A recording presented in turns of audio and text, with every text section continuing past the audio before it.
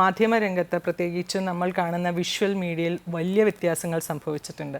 ഒരുപക്ഷെ നമ്മൾ പണ്ട് ഇങ്ങനെ വായിച്ചിരുന്നവരിൽ നിന്ന് ഞാൻ ആദ്യമൊക്കെ അത്ഭുതപ്പെട്ടത് ഇങ്ങനെ മാത്രം വായിക്കാൻ പറ്റും. പിന്നെയാണ് നമ്മൾ ഇത്തരത്തിലുള്ള പ്രോംപ്റ്റ് എന്നുള്ള ടെക്നോളജി വന്നിട്ടുണ്ടെന്നൊക്കെ. അപ്പം ഇത്തരത്തിലുള്ളൊരു ടെക്നോളജി മാറ്റം എത്രത്തോളം സ്ത്രീകൾക്ക് വർക്ക് സ്പേസ് ഹെൽപ്ഫുൾ ആക്കിയിട്ടുണ്ട്? ഇപ്പോൾ ദൂരദർശൻ തന്നെ തുടങ്ങാം. ദൂരദർശനിൽ അന്നത്തെ കാലത്ത് ഈ പറഞ്ഞ ടെലിപ്രോംപ്റ്റ് എന്നുള്ള സംവിധാനം അന്നില്ല. ഞങ്ങൾക്ക് ഒരു സ്ക്വയർ ഇതിനകത്ത് ഒരു കാർഡ്ബോർഡിനകത്ത് ആ മാറ്റർ അവർ പിൻ ചെയ്ത് വെച്ച് തരും. അത് എത്ര ന്യൂസ് ഉണ്ടോ അത്രയും ഇത് കാണും. ഓരോന്ന് വായിക്കുക, അത് മാറ്റി വയ്ക്കുക, അതാണ് അന്ന് ചെയ്തുകൊണ്ടിരുന്നത്.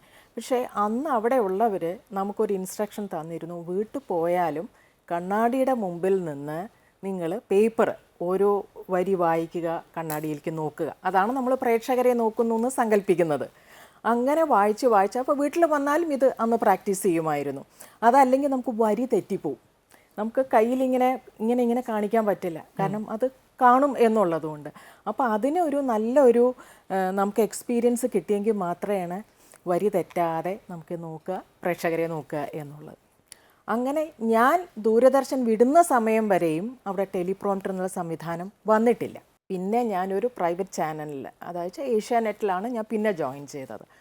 അവിടെയും ആദ്യത്തെ ഒരു വർഷം ഈ ടെലിപ്രോംപ്റ്റർ എന്നുള്ള സംവിധാനം ഉണ്ടായിരുന്നില്ല. പിന്നീടാണ് ടെലിപ്രോംപ്റ്റർ വന്നത്. അപ്പോൾ സിംഗപ്പൂർ എന്നുള്ള ടെലികാസ്റ്റ് അതെ അത് നമുക്ക് ശരിക്കും വാർത്താ വായന കുറേയും കൂടിയും എളുപ്പമാക്കി. കാരണം പ്രേക്ഷകർക്ക് അവരുടെ മുഖത്ത് നോക്കി നമ്മൾ വളരെ ഇതായിട്ട് സംസാരിക്കുന്ന രീതിയിലുള്ള ഒരു ഇതിലേക്ക് മാറി. മറ്റത് നമുക്കത് ആ ഒരു വ്യത്യാസം ശരിക്കും മനസ്സിലാവും. നോക്കുന്നു, തിരിച്ച് ഇതിലേക്ക് തന്നെ നോക്കുന്നു, അങ്ങോട്ട് നോക്കുന്നു എന്നുള്ളത്. മറ്റത് അങ്ങനെയല്ല.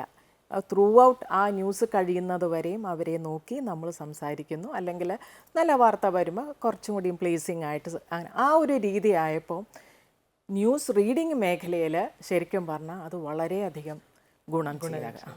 പിന്നീട് ഇങ്ങോട്ടേക്ക് നമ്മൾ ഏഷ്യാനെറ്റിനെ കുറിച്ച് നമ്മൾ പറഞ്ഞു. ഏഷ്യാനെറ്റ് വരുന്നു, മറ്റ് പ്രൈവറ്റ് ചാനലുകൾ വരുന്നു, മാധ്യമരംഗത്ത് പ്രത്യേകിച്ചും വിഷ്വൽ മീഡിയയിൽ സാധ്യതകൾ കൂടിക്കൊണ്ടേയിരിക്കുന്നു. അതിലേക്കുള്ള പെൺകുട്ടികളുടെ വരവ് അല്ലെങ്കിൽ ഫീമെയിൽ എംപ്ലോയീസിൻ്റെ വരവ് എത്രത്തോളം ഉണ്ടായിരുന്നു? ഞാൻ വർക്ക് ചെയ്ത എല്ലാ ഇതിലും ധാരാളം സ്ത്രീകൾ വർക്ക് ചെയ്തിട്ടുണ്ട്. അങ്ങനെ ഒരു പുരുഷ മേധാവിത്വം എന്നുള്ള ഒരു ഇത് എനിക്കത് അങ്ങനെ തോന്നിയിട്ടില്ല. കാരണം ഈ വർക്ക് ചെയ്ത ചാനലുകളെല്ലാം ഏകദേശം തുല്യമായിട്ടും സ്ത്രീകളും പുരുഷന്മാരും ഒരുപാട് ഇതുണ്ടായിരുന്നു. പക്ഷെ പിന്നീട് നമുക്കിപ്പം ചൂസ് ചെയ്യാം. ചിലർക്കിപ്പം റിപ്പോർട്ടേഴ്സായിട്ടായിരിക്കും ഇഷ്ടം, അല്ലെങ്കിൽ ജേർണലിസ്റ്റിനെ ഡെസ്കിൽ വർക്ക് ചെയ്യാൻ. കാലയളവിൽ റീഡേഴ്സിൽ ഒത്തിരി സ്ത്രീ സാന്നിധ്യം ഉണ്ടായിരുന്നു, പക്ഷേ റിപ്പോർട്ടിംഗിൽ എത്രത്തോളം തന്നെ സ്ത്രീ സാന്നിധ്യം ഉണ്ടായിരുന്നു ഇല്ല. അന്ന് അവിടെയുള്ള റിപ്പോർട്ടേഴ്സ് എന്ന് പറയുന്നത് അവിടുത്തെ പെർമനൻറ്റ് സ്റ്റാഫ് തന്നെയാണ് അവിടുത്തെ റിപ്പോർട്ടേഴ്സ് എന്ന് പറയുന്നത്. മാത്രമല്ല ഇത്രയും ടെക്നോളജി ഡെവലപ്പ് ചെയ്യാത്തത് കൊണ്ട് അതിൻ്റേതായിട്ടുള്ള ഒരുപാട് പരിമിതികളുണ്ടായിരുന്നു. ഇന്നിപ്പോൾ നമ്മൾ വായിക്കുമ്പോൾ തന്നെ നടക്കുന്ന സംഭവം അപ്പം തന്നെ നമ്മൾ കാണുന്നു. മറ്റത് അത് പറ്റുണ്ടായിരുന്നില്ല. ഇപ്പോൾ രാവിലെ മാത്രമല്ല അവിടെ നമ്പർ ഓഫ് റീഡിങ്സ് അന്നില്ല, ഒരൊറ്റ റീഡിങ്ങേ ഉള്ളൂ. ഞാൻ തുടങ്ങിയ കാലത്ത് രാത്രിയുള്ള 7 മണിക്കുള്ള ഒരൊറ്റ വാർത്താ വായനയേ ഉള്ളൂ. അതിനകത്ത് ഉൾക്കൊള്ളിക്കാൻ പറ്റുന്ന കാര്യങ്ങൾ. അപ്പോൾ വിഷ്വൽസ് നമ്മൾ ഇടുമെങ്കിലും ഈ നടക്കുന്ന സംഭവങ്ങളൊന്നും നമുക്ക് കാണിക്കാനൊന്നും പറ്റിയിരുന്നില്ല. കാരണം ഈ OB വാൻ എന്ന് പറയുന്ന എല്ലാ സ്ഥലത്തും പോവുകയും അത് പിടിച്ചെടുക്കാനുള്ള അന്നൊന്നും അത്ര ഡെവലപ്ഡ് അല്ലല്ലോ. പിന്നീടാണ് വർഷങ്ങൾ കഴിഞ്ഞപ്പോൾ ഏതാണ്ട് ഒരു 10, 11, 12 വർഷം ആയതിന് ശേഷമാണ് കുറേയും കൂടിയും നമുക്ക് റിപ്പോർട്ടിംഗിലേക്കും കൂടെ സ്ത്രീകളുടെ സാന്നിധ്യം വരാൻ തുടങ്ങിയത്.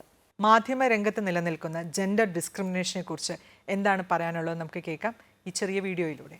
സ്ത്രീ സമത്വത്തിൻ്റെ കാര്യത്തിൽ, മാധ്യമ മേഖലകളിൽ സ്ത്രീകളുടെ അവകാശങ്ങൾ ഉറപ്പിക്കുന്ന കാര്യത്തിൽ നമ്മളിപ്പോഴും പിന്നിലാണെന്നുള്ള വിവരങ്ങൾ ചില ലേഖനങ്ങളിൽ പങ്കുവയ്ക്കപ്പെടുമ്പോൾ വലിയ ആശങ്ക തോന്നുന്നുണ്ട്. ഒരുപക്ഷെ എക്സ്പീരിയൻസ് ചെയ്തതും പലപ്പോഴും അതുതന്നെയാണ്. എങ്ങനെ വാർത്തകൾ അവതരിപ്പിക്കപ്പെടുന്നു, സ്ത്രീകൾ എങ്ങനെ അവതരിപ്പിക്കപ്പെടുന്നു എന്നതിനൊപ്പം തന്നെ സ്ത്രീകൾക്ക് ഈ മേഖലയിൽ ലഭിക്കുന്ന സ്വാതന്ത്ര്യത്തെക്കുറിച്ചും നമ്മൾ ചർച്ച ചെയ്യുമ്പോൾ ഒരുപക്ഷെ തീരുമാനങ്ങൾ എടുക്കുന്ന കാര്യത്തിൽ അല്ലെങ്കിൽ എഡിറ്റോറിയൽ നിർണായക ഘടകമാകുന്ന കാര്യത്തിൽ പലപ്പോഴും അവർക്ക് ഒന്ന് മാറി നിൽക്കേണ്ട സാഹചര്യം ഉണ്ടാകാറുണ്ട്. ചില സ്ഥാപനങ്ങളിലൊക്കെ ചിലപ്പോൾ ചില ഏറ്റക്കുറച്ചിലുകൾ ഉണ്ടാകാം. എങ്കിൽ പോലും പലപ്പോഴും നിർണായകമായ തീരുമാനങ്ങൾ എടുക്കുന്നതിൽ സ്ത്രീകൾക്ക് പലപ്പോഴും മാറി നിൽക്കേണ്ട സാഹചര്യം ഉണ്ടാകുന്നുണ്ടെങ്കിൽ അതൊട്ടും ആശ്വാസ്യമല്ല. പ്രത്യേകിച്ചും ഇന്നത്തെ മാറി വരുന്ന സാഹചര്യത്തിൽ ഓൺലൈൻ മാധ്യമങ്ങളടക്കം വലിയ മുന്നേറ്റം നടത്തിക്കൊണ്ടിരിക്കുമ്പോൾ എത്ര സ്ത്രീകളാണ് അതിലെത്തിപ്പെടാൻ പറ്റുന്നത്? പലപ്പോഴും പല സാഹചര്യങ്ങളിൽ പലതിൽ നിന്നും പ്രത്യേകിച്ച് പ്രിൻ്റ് ദൃശ്യമാധ്യമങ്ങളിൽ നിന്നും സ്ത്രീകൾക്ക് മാറി നിൽക്കേണ്ട സാഹചര്യം നമ്മളൊക്കെ പലപ്പോഴും കാണാറുണ്ട്.